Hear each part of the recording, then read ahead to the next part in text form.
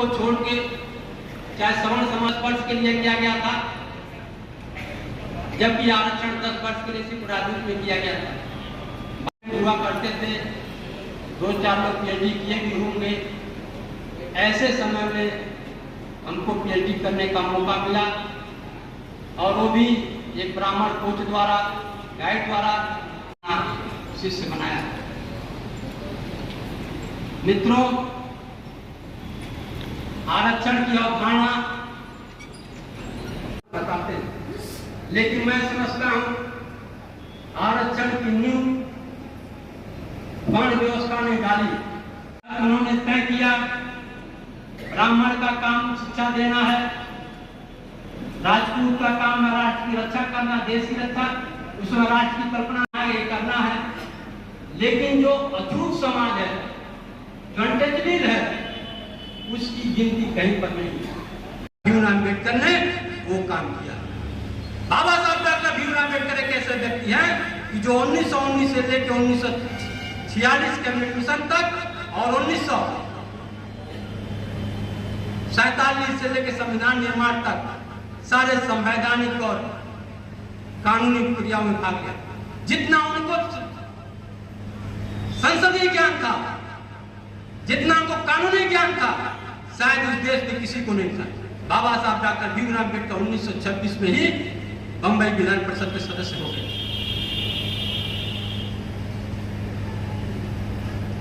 जब supreme court का यह निर्णय आया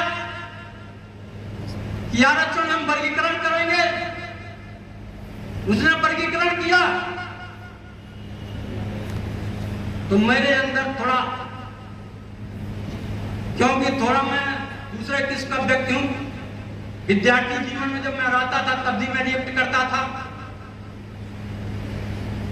मैंने सेमिनार विश्वविद्यालय में 1996 में शुरू किया। अपने समाज के नेतृत्व करने के लिए, अपने समाज की मजबूती के लिए मैंने चुनाव लड़ने का प्रयास किया और मजबूती से अपने समाज को स्थापित किया। जब आरक्षण का वर्गीकरण हुआ, आप किसी को लाभ देना चाहते हैं, आरक्षण कोई आर्थिक सुधार का कार्यक्रम नहीं है, वो भागीदारी का कार्यक्रम है। तो मुझे याद आया जब संविधान सभा की पहली बैठक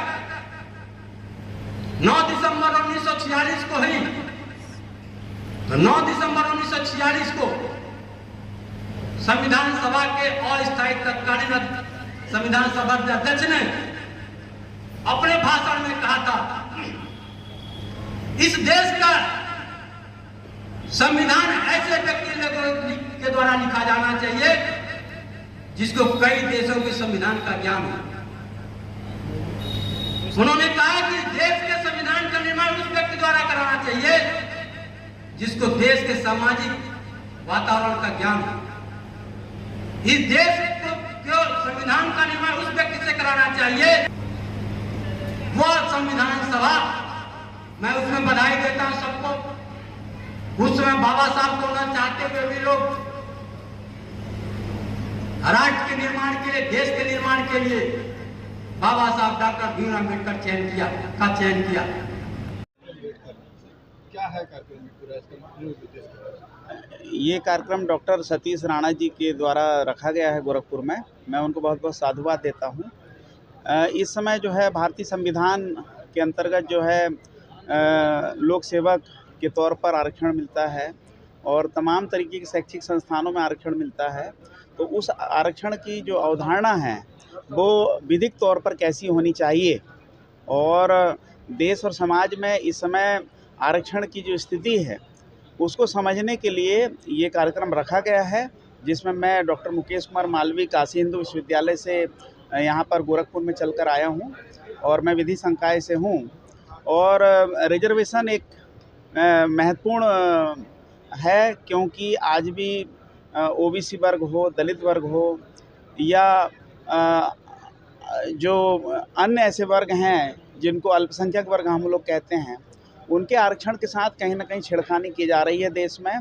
और कहीं ना कहीं जो है जो ऐसे वर्ग हैं जो निचले तबके हैं उनके साथ अन्याय हो रहा है। तो हम लोगों का ये दायित्व बनता है शैक्षिक वर्ग का कि ऐसी चीज़ों को, ऐसी बारीकियों को हम लोग उजागर करें और देश दुनिया को बताएं, ताकि लोग इस विषय में जागरूक हो सकें कि 85% आबादी को जो रिजर्वेशन मिलता है उनके साथ किस टाइप का अन्याय किया जा रहा है, और 15% लोग जो है पूरे देश में काबिज होकर और सबकी रोटियां खा जा रहे हैं, सबका हक और हकूक़ मार दे रहे हैं। इस विषय पर आज उसी की अवधारणा पर अंबेडकर साहब के विचारों के साथ ही साथ फुले साहब के विचारों के साथ साथ इस कार्यक्रम की शुरुआत की गई है।